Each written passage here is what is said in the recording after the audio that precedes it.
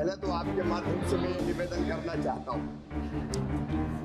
कि प्रधानमंत्री श्रीमान नरेंद्र मोदी जी की सरकार है जिसने लागत पर 50% लाभ जोड़कर मिनिमम सपोर्ट प्राइस तय की है, न्यूनतम समर्थन मूल्य। क्यों नहीं हो रही है किसान से? प्रधानमंत्री जी का दुनिया को संदेश है, जटिल समस्याओं का निराकरण वार्ता से होता है। किसान से वार्ता अविलंब होनी चाहिए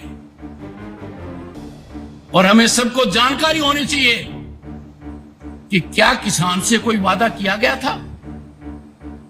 माननीय कृषि मंत्री जी, आपसे पहले जो कृषि मंत्री जी थे, क्या उन्होंने लिखित में कोई वादा किया था?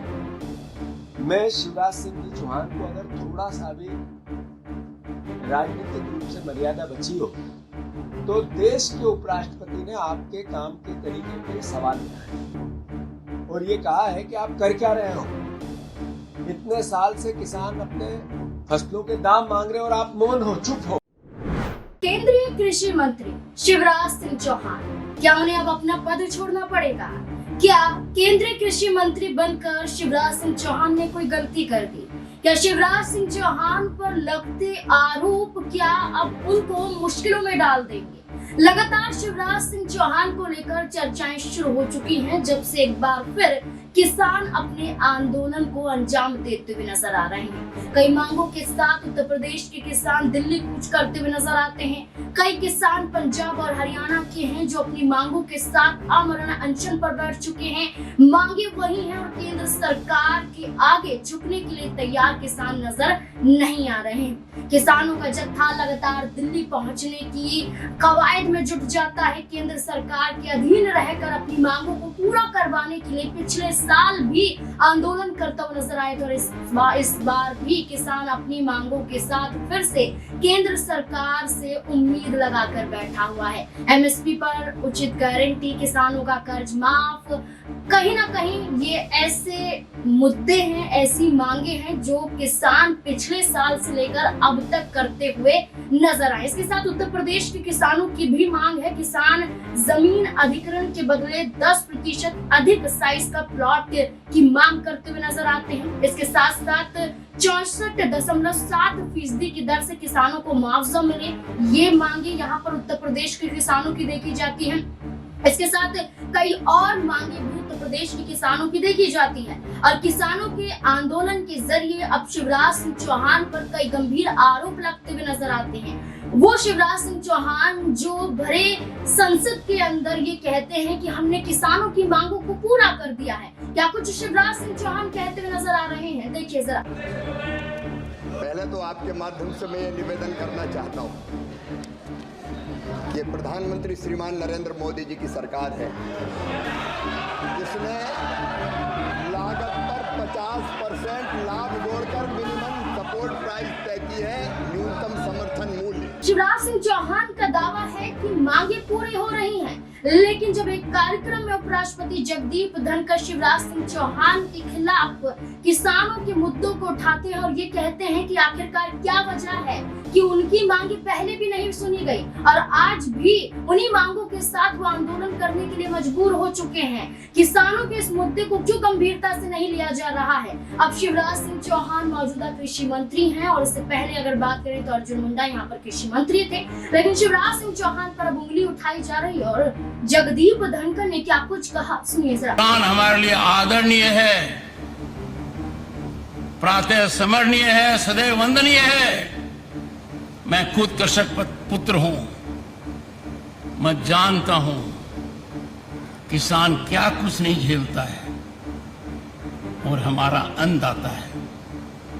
क्या इस देश में 75 साल के बाद इतनी बड़ी बड़ी संस्थाएं हमने क्रिएट कर दी है और किसान आज भी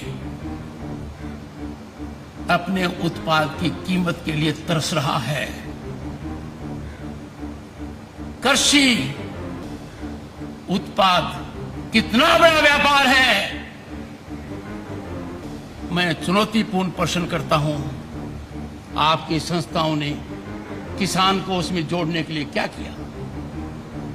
किसान को कृषि से जोड़ते उसकी मार्केटिंग से जोड़ते, एक बदलाव आता। क्यों ऐसा नहीं हुआ, ये सोचने का प्रश्न है। 100 साल हो गए तब तो जरूर सोचने का है। मैंने कई बार कहा है, ध्यान केंद्रित किया है, हमारा किसान अपने प्रोडक्ट के अंदर वैल्यू एड क्यों नहीं करे। कृषि मंत्री जी, आप और आपके अन्य मंत्रालय, they should come on the same page.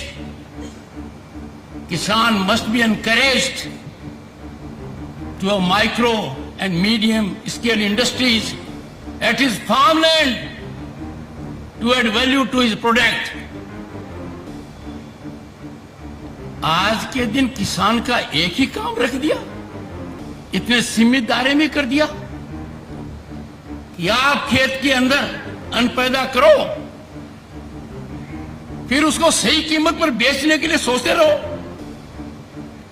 I fail to understand why we cannot work out a formula in consultation with economists, think tanks, that we reward our farmers.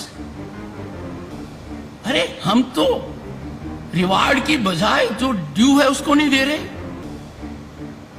हम उस देने में कंजूसी कर रहे हैं जो प्रॉमिस किया गया है। और मुझे समझ में नहीं आ रहा, वार्ता क्यों नहीं हो रही है किसान से। प्रधानमंत्री जी का दुनिया को संदेश है, जटिल समस्याओं का निराकरण वार्ता से होता है। किसान से वार्ता अविलंब होनी चाहिए और हमें सबको जानकारी होनी चाहिए कि क्या किसान से कोई वादा किया गया था। माननीय कृषि मंत्री जी, आपसे पहले जो कृषि मंत्री जी थे, क्या उन्होंने लिखित में कोई वादा किया था? यदि वादा किया था तो उसका क्या हुआ? मैंने बहुत अर्थशास्त्रियों से बात की है, गहन चिंतन किया है। हमारा मन सकारात्मक होना चाहिए, रुकावट पैदा करने वाला नहीं होना चाहिए कि किसान को यह कीमत दे देंगे तो इसके दुष्परिणाम होंगे। किसान को जो भी कीमत देंगे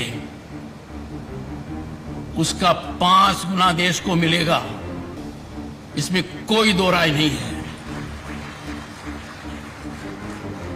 we have to define our priorities, हमें ध्यान रखना पड़ेगा। I am so sorry, but what I see before my eyes is lack of directional approach.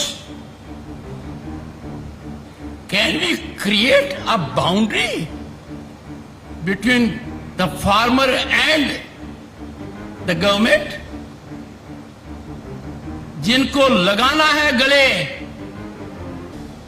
उनको दुत्कार नहीं किया। जगदीप धनखड़ के आरोप लगाने के बाद, फटकार लगाने के बाद कांग्रेस प्रदेश अध्यक्ष जीतू पटवारी ने तो सीधे तौर पर यह कह दिया है कि शिवराज सिंह चौहान झूठ बोल रहे हैं। शिवराज सिंह चौहान से अगर अपना पद नहीं संभल रहा है तो वो अपने पद को त्याग दे। क्या कुछ जीतू पटवारी कहते हुए दिखाई दे रहे हैं, वो भी सुनिए। संविधान में प्रदत्त दूसरे नंबर की पोस्ट के विराजित व्यक्ति उपराष्ट्रपति धनखड़ जी ने हमारे प्रदेश के पूर्व मुख्यमंत्री और देश के कृषि मंत्री शिवराज सिंह चौहान जी को वही बात कही जो हम लगातार कई सालों से कहते आए हैं कि अगर इस देश में कोई एक राजनीतिक व्यक्ति सबसे ज्यादा झूठ बोलने वाला कोई है तो वो शिवराज सिंह जी चौहान है। उनको अगर गूगल करके देखो तो सबसे झूठ बोलने वाला व्यक्ति कौन, तो शिवराज जी चौहान साहब का नाम आता है।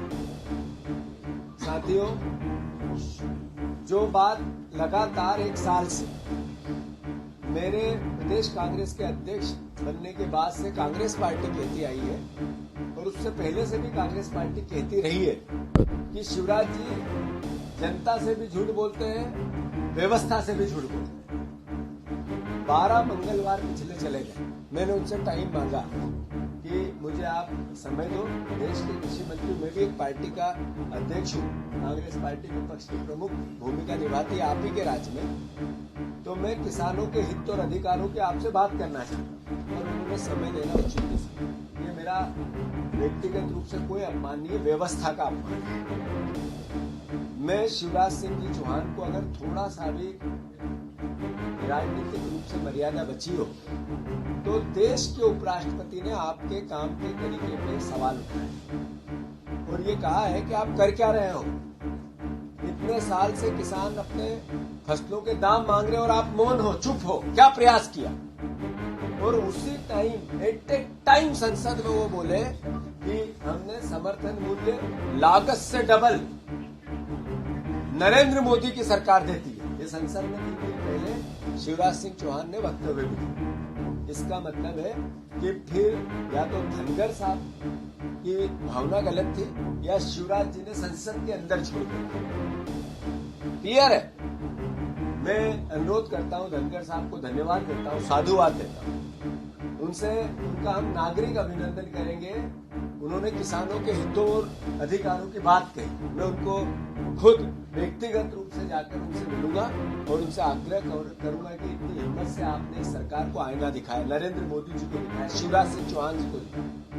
यही बात वो सदन की आस्थी पर बैठकर भी निर्णय और इस सरकार को आईना दिखाया। देश के प्रधानमंत्री को भी यही बात कहे, आग्रह करूंगा। चिट्ठी लिखूंगा, पत्र, ट्विटर के माध्यम से भी उनसे आग्रह करूंगा।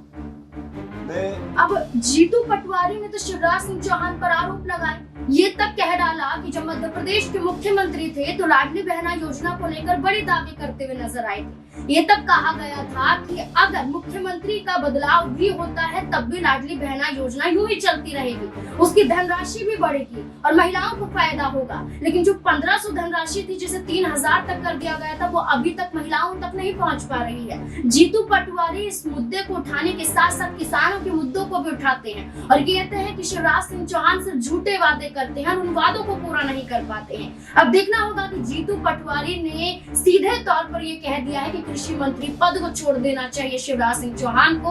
आरोप लगने के साथ साथ अब क्या होगा, क्योंकि शिवराज सिंह चौहान ने गृह मंत्री अमित शाह से भी मुलाकात की और मुलाकात इसी महीनों में देखी गई है और किसानों के मुद्दों को सुलझाने के तहत क्या कुछ करते हुए नजर आएंगे, ये देखना काफी अहम होने वाला है। इस पूरे मुद्दे को लेकर आपकी क्या राय, अपनी राय कमेंट सेक्शन में जरूर दें। देखते रहे SPN9 न्यूज़। धन्यवाद।